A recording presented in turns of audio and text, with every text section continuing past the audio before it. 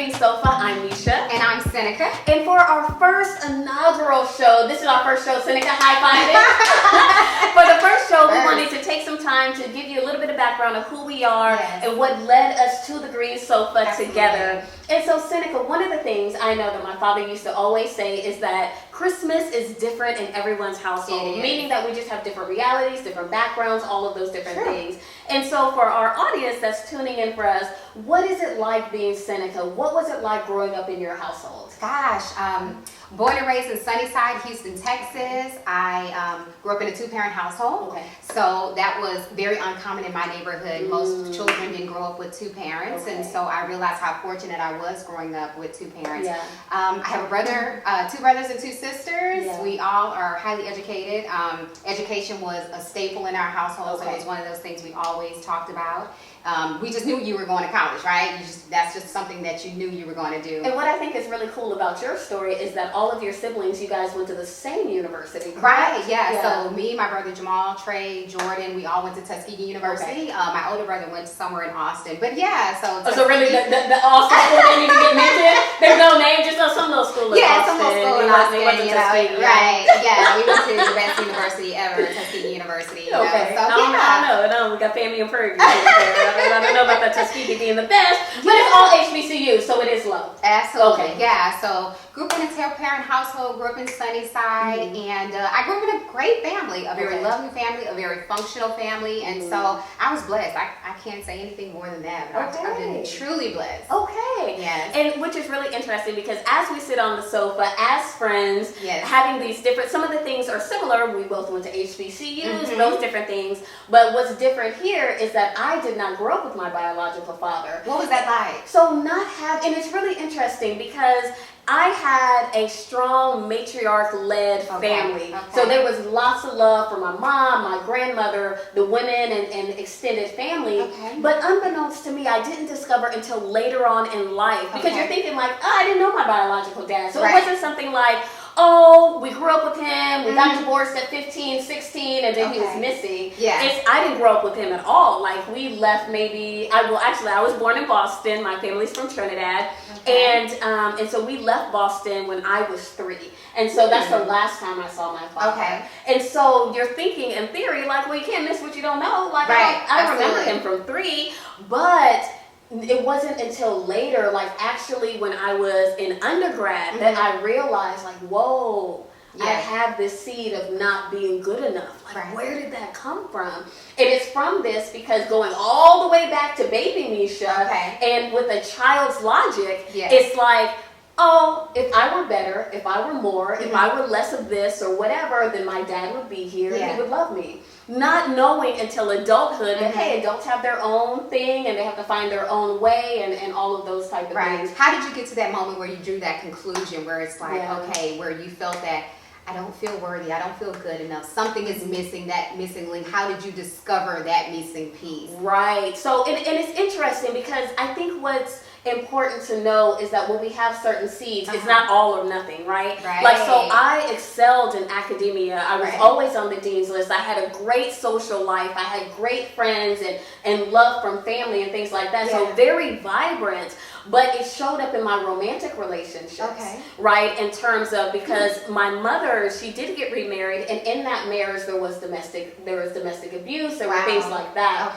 And so it was in that, in terms of trying to protect myself, not to repeat that cycle in my family, that I became very guarded, very protected, and those type of things. Not putting up with any foolishness from anybody. And so when I started to look at the quality of my romantic relationships in undergrad and seeing the outcome and the devastation that I was leaving with other people, because if there was any type of mishap, I was cutting them off, Seneca. There was no 3 strikes and out. It was none of that. It was one and done. But it was very defensive, just kind of protecting myself. And so when I started to look at how I was hurting other people emotionally, I was like, that's not who I am though. Because I have these great friendships and this love and all these other spaces, but it's not here. So that's really what pointed me in the direction of, what is this? And started that journey to heal. And all of that is what led me ultimately Right. to creating Love Grows, where I am Absolutely. the owner and the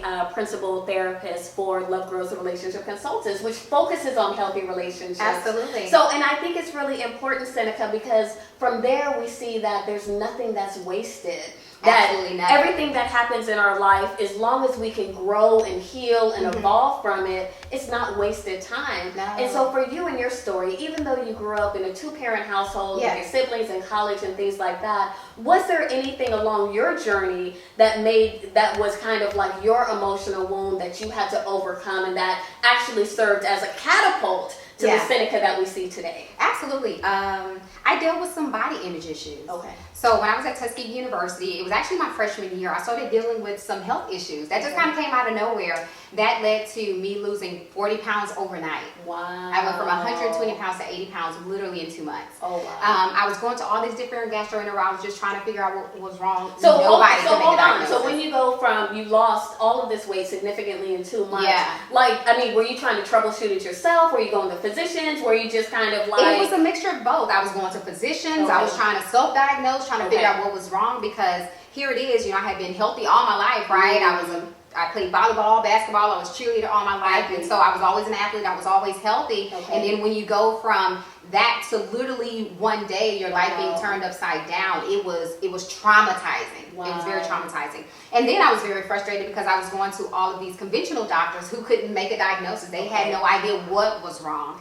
And that led to years of throwing up. Wow. The throwing up started eating up the lining of my digestive system, and so I went in one day for a simple outpatient procedure, woke up with internal bleeding. Wow. And it was really bad. I had to be rushed into surgery. Now, were you still in undergrad at this time? Actually, no. So this is fast forward. So that happened.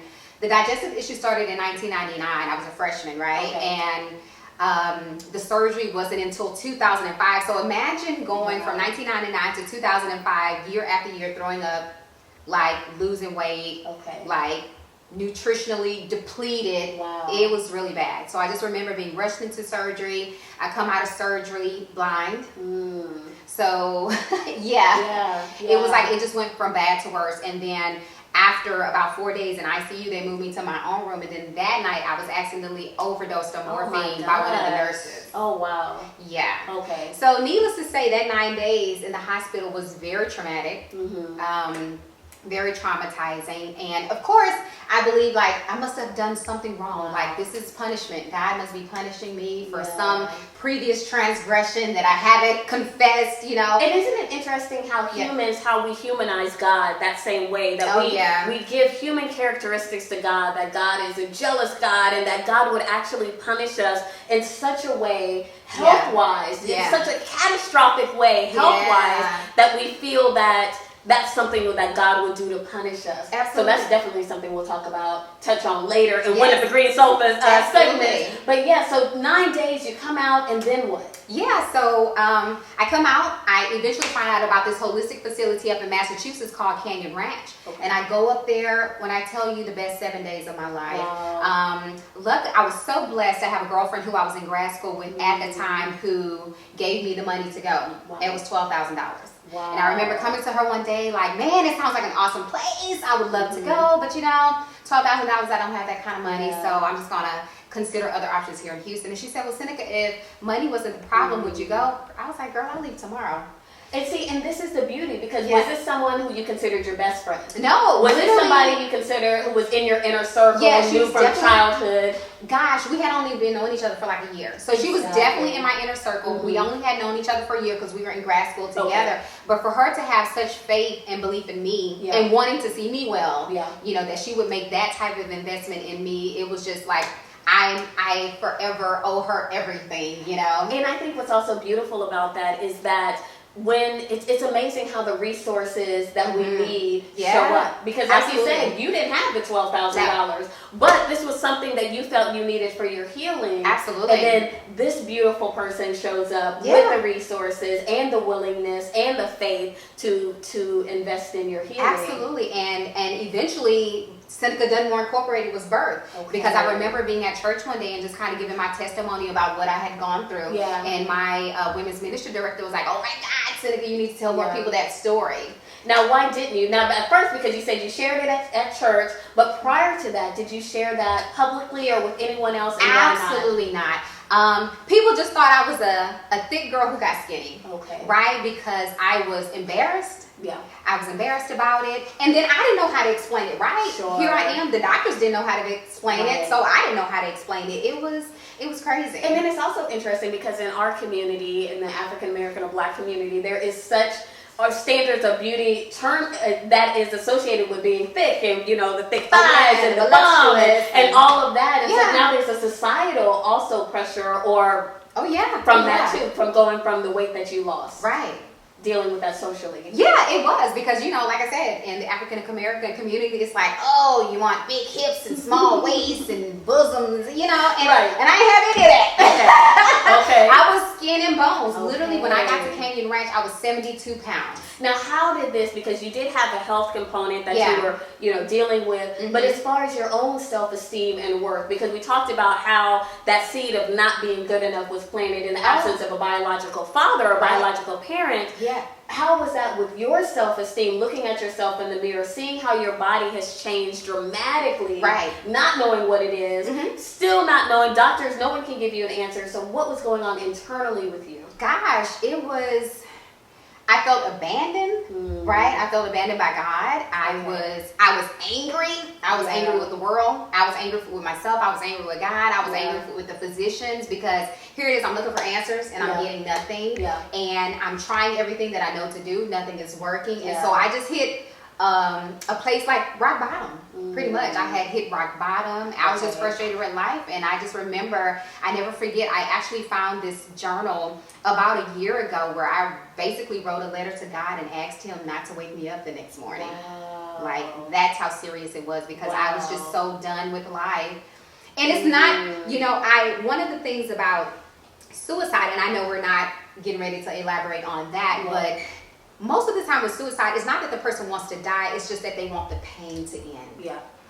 And that's where I was. I didn't want to go through it anymore. I was tired of being skinny. I was tired of being made fun of. I was tired of throwing up. I was tired of being sick. I was sick and tired of being sick and tired.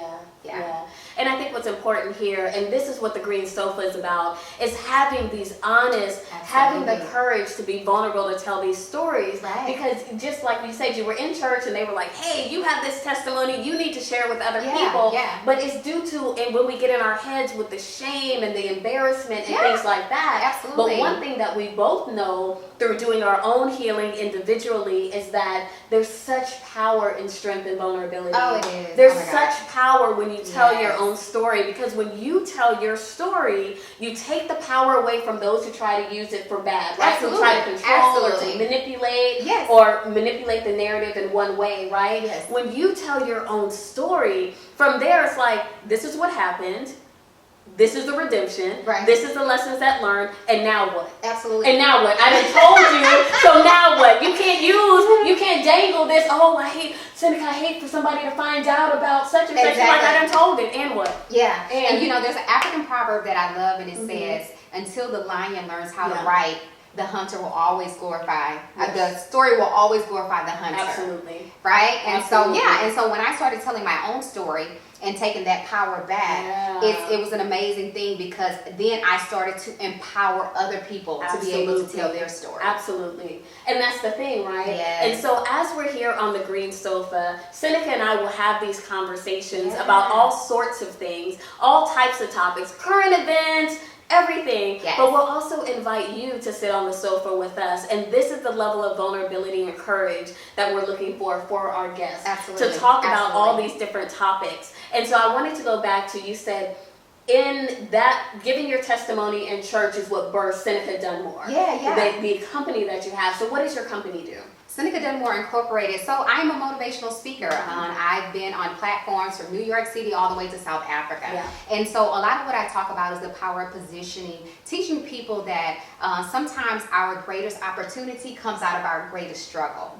Yeah, absolutely. Yeah. And I think what's also interesting, the power of positioning, because then we're always in a position, right? I think sometimes we think that it's a certain position we're looking for, whether it's position in corporate, in academia, position in marital status position, that's right. Parent position, those type of things. But understanding that every day that we're alive, we are in position to empower each other, to connect these conversations, to connect to our heart, to our mind, to our spirit, to empower other people, to motivate, and then just to tell the freaking truth, man. There's so many people, this illusion of perfection has people suffering in silence. Absolutely. And it reminds me of a little bit of your story that you said, hey, due to the shame, due to the embarrassment, handling suffering in silence. Yeah. And I mean, we see that so much, especially nowadays with social media. You know, everybody's putting on this facade like their world is just,